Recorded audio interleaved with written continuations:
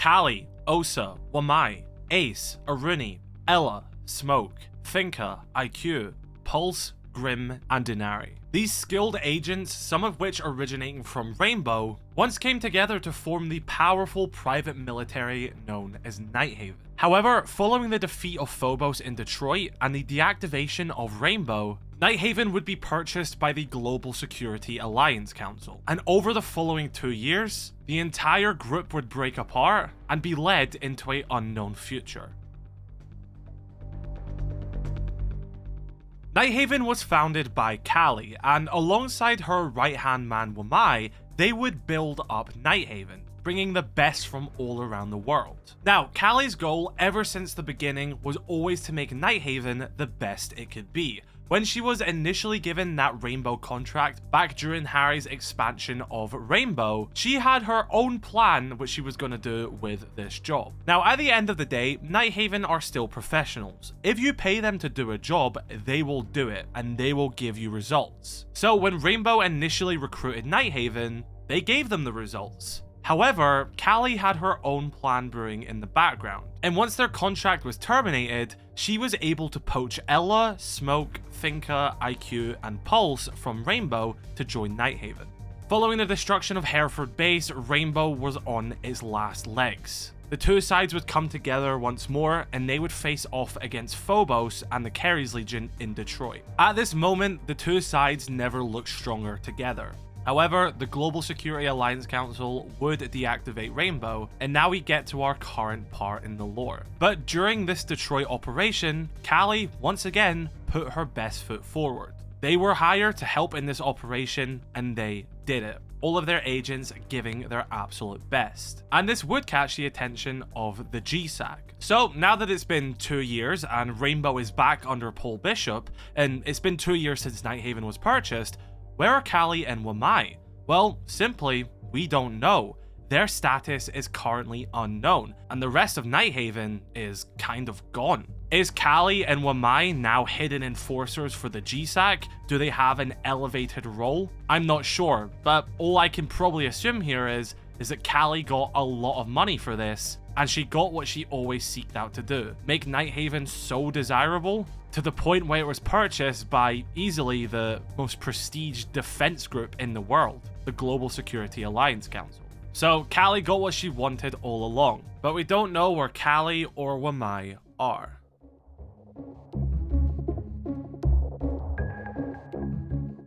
So what happens to the rest of Nighthaven? The group's been sold, seemingly dismantled in different ways, and now many of these agents are without a job.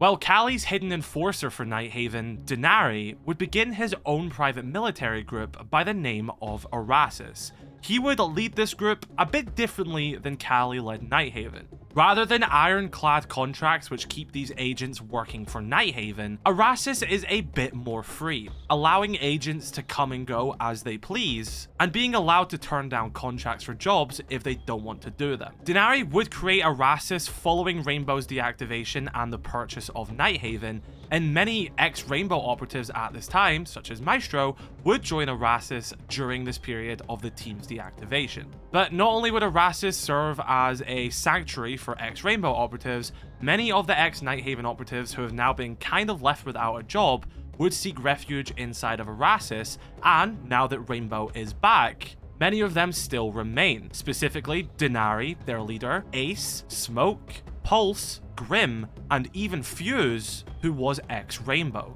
Mainly all of the male operatives who were once working with Nighthaven have now moved to Arassas under the leadership of Denari, where he seems to be leading things a lot differently to how Callie did it. And a lot of the agents he gives contracts to and happily work under him seem to be enjoying this. However, with Rainbow's reactivation under Paul Bishop, he would extend the contract to return to Rainbow, such as ex-Rainbow operatives Pulse and IQ, both of which declining the offer but thanking Bishop for it, as they are continuing down their new paths. And Bishop is running Rainbow a lot differently to how Aurelia and Harry did it, and maybe in the future he may even extend offers to some Nighthaven agents who were never even in Rainbow to begin with. But for now, many of those agents who lost their job during Nighthaven's GSAC takeover are now in Arassas. So one of the big things with the GSAC purchase was it seems like they sort of stripped Nighthaven for parts, if that makes sense. With Nighthaven now being a GSAC asset, Nighthaven Labs is now a completely different group from Nighthaven itself, led by Osa, and presumably still operating out of Singapore. Not only this, IQ would stick by Osa's side, and the two of them would now operate from Nighthaven Labs, working in Osa's QCR department and developing new gadgets. And now, after this 2-year time jump with Rainbow being reactivated, it seems like Nighthaven Labs will now be Rainbow's new main R&D and QCR department for their gadgets. This is alluded to considering that when we look at Dokubi's new Jago payload in her bio, the analysis is done by Osa. And it would make sense, both that Rainbow is a GSAC asset and so is Nighthaven Labs, that those two are now together. They've basically stripped Nighthaven as a group for parts in a sense, with Nighthaven Labs now serving as the GSAC's entire department, which they will use for Rainbow. And of course, presumably any other thing which the GSAC has a hand in as well. And this does make me believe that one day Mira, if she ever comes out of retirement, would join Nighthaven Labs as her new career, because she said that she enjoyed working alongside Osa. Mira was Rainbow's R&D director and was making Rainbow's gadgets, whilst Osa was making Nighthaven's ones. But with Nighthaven Labs now being that asset for Rainbow, it would make sense for Mira to join her if she was looking to come back into this line of work. And the two of them will develop gadgets together alongside IQ as well for Rainbow, and again, anything else the GSAC may be doing. Again, I think Callie and Wamai may be off doing something as well, and they would also be making gadgets for them. This is what I mean when I say that Nighthaven has kind of been split and stripped into different sections and are all different assets for the GSAC now. So, we've addressed what's happened to many of these operatives. Callie and Wamai, don't know, we presume they're on something important. Osa now runs Nighthaven Labs, and many of the other operatives, mainly the male ones, have all went to work with Denari in the private sector. But there are a few operators remaining, being Aruni, Ella, and Finka. Well, at this current moment in the lore, all three of these operatives/agents are currently retired, at least from Rainbow, Nighthaven, and any other form of military activity. Firstly, Ella, we don't really know as much. What we do know is that she did join Arassas for a period of time, because we have a Battle Pass quote from Season 1 saying, "I thought the freedom of Arassas would be what I needed. It seems I need to keep looking." So she did give Arassas a try, however, it was not for her, and at the current point in time, at least according to her bio, she is completely unaffiliated. We can assume that maybe she's just living her life right now and seeing where things goes. She could be with another PMC, she did do that in the past before her time in Rainbow.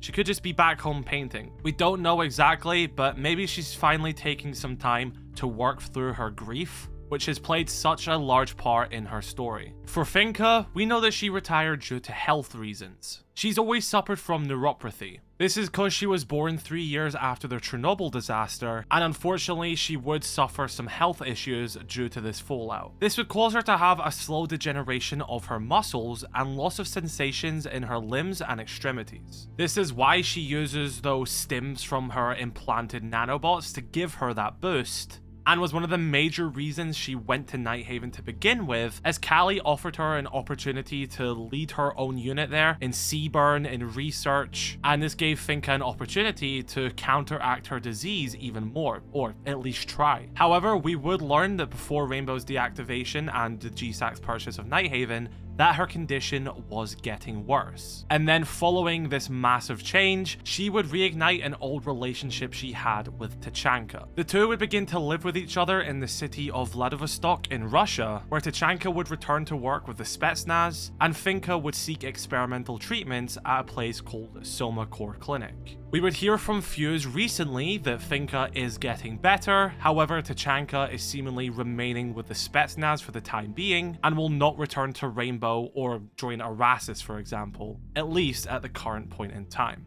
Finka, however, seemingly getting better, is currently in that period where she is healing and taking that time for herself. And Aruni is also a similar story. She has also been having health issues for a while, and we would learn in Year 11 Season 2's lore that she would actually lose her arm prosthetic as her body was simply rejecting it, and now she only has one arm. Osa says that she believes that she can actually make her a new one, which her body will accept. However, because of the oversight of the GSAC, unless Aruni joins Nighthaven Labs or maybe even Rainbow, Osa can't really develop anything for her. But Aruni would learn that Legion is returning to Rainbow after Bishop's reactivation, and she told him that whether she has an arm or not, she is still a private investigator. And if Rainbow need help in finding out where that bioweapon originated from, then don't hesitate to call her. So honestly, now that Nighthaven has kind of been split in many different ways, I feel like many of these operators are kind of in a better position. I mean, Callie got what she wanted, Arassas seem happy under Denari's leadership,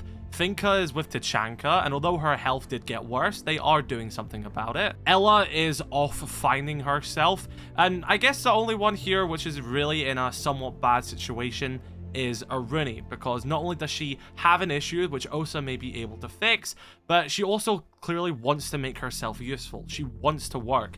And honestly, I wouldn't be surprised out of all of these operators if Bishop actually recruits Aruni. I think it's clear she wants to help. I think it's clear she wants to be a part of that fight. And if she was accepted into Rainbow, Osa would be given the clearance to help her again, since, well, she's part of the team and the GSAC would probably clear that. And I do think that would be quite an interesting scenario to have these Nighthaven agents who have never been actually in Rainbow. They worked alongside Rainbow, but they were never in Rainbow itself, now being given an opportunity to join Rainbow. So yeah, that is the fallout, the breakdown, the split of Nighthaven in R6 lore. With the GSAC now being the new overhead of Nighthaven, they've done many changes, many agents have left, and some of them now serve in new roles. So where do you think Callie and Wamai are? Do you think any of these agents would join Bishop's Rainbow? And what do you think's next for Nighthaven? Let me know your thoughts in the comment section below, sub if you haven't already, and I'll catch you in the next one.